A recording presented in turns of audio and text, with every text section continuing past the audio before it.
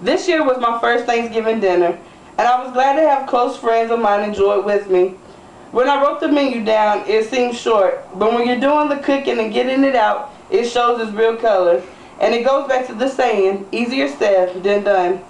With that being said, I want to give thanks to my boyfriend for helping me out. He saved me the stress of running from apartment to apartment to not mess anything up. He knew how important it was to me and helped me out a lot. I thank him for it. I also owe my Mima, Mary Joyce McDuffie, the thanks for showing me how to do it all. So I didn't serve a brown on the outside, red on the inside turkey. I look forward to the Thanksgivings ahead, and I hope that you all, plus more, are there to enjoy it with me. Thank you. Imagine sitting outside enjoying the day with your kids, playing and laughing as usual, when unexpectedly some unusual creature sneaks up on you. Unlike any other time, it's not a dog you can just shoo away, but it's a bobcat, now looking angry and hissing right at you. Right as you grab your child's hand and turn to run, it leaps towards you. Pause. At that moment, a million things run through your head as to what you should do.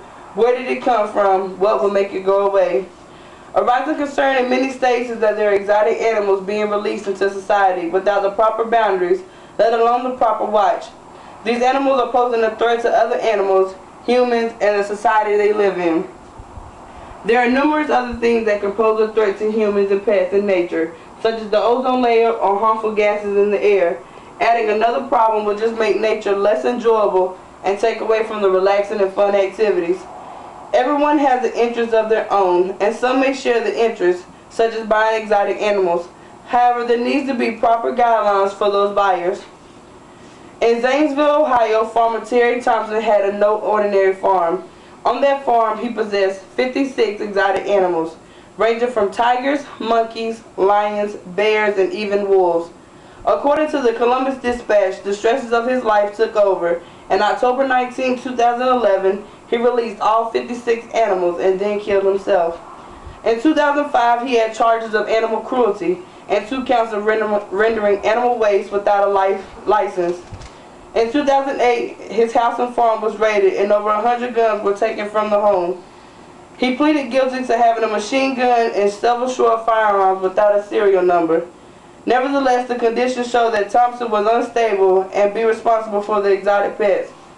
When Thompson released the animals, the sheriff and the other patrolmen killed many animals when approaching the property. The rest were loose to one of the city limits and posed a threat to others in the town, but later were killed or possibly rescued or taken to the zoo, leaving only one missing animal, either eaten by other animals or still wandering.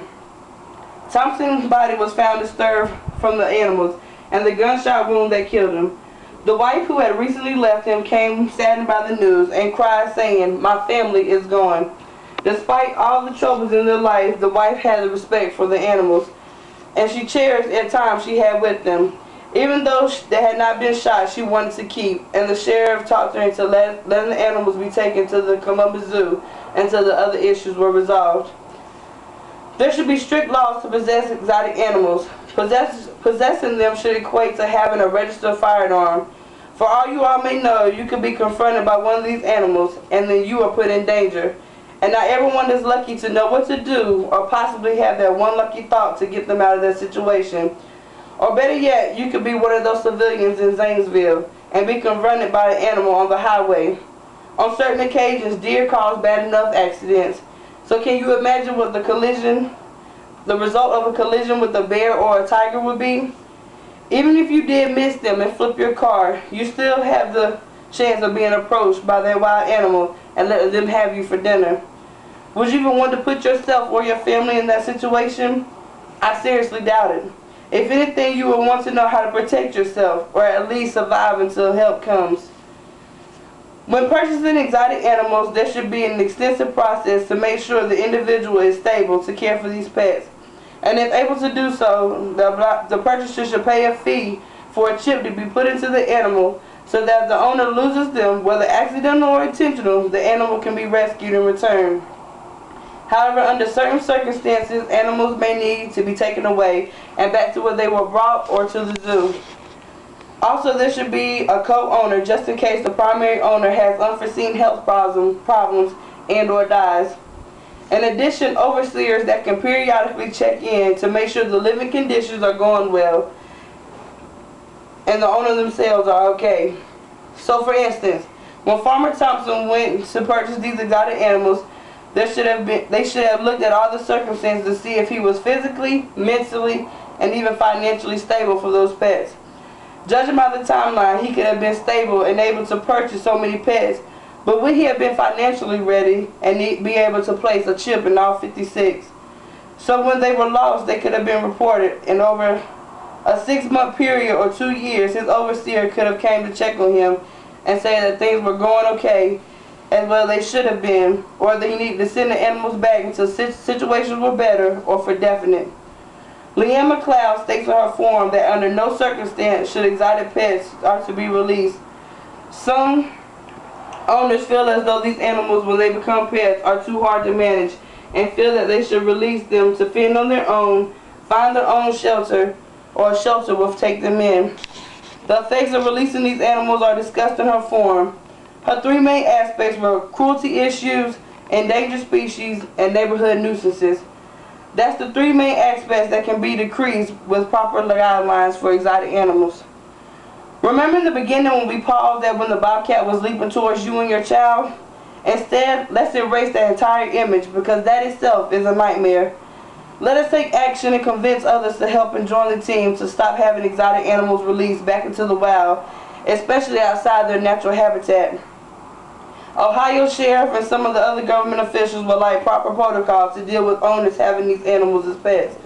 So they believe since Ohio is creating the concern that they should be the first to make the difference. Now imagine that early that morning there was an alert for the animal being loose, but an hour later the animal was tracked and captured thanks to a microchip in his body. Now you and your child are enjoying the day with the great weather, laughing and playing, and return home after a great day and sleep peacefully that night. A dream come true. I urge you all to take action and spread the word. Let officials know that we shouldn't be adding problems to society. Releasing exotic animals can be endangering to other animals, humans, and the surrounding community. Ultimately, if these animals are kept safe, it can be fun to take your child to visit and have fun like the day before when you played safely outside. And we could.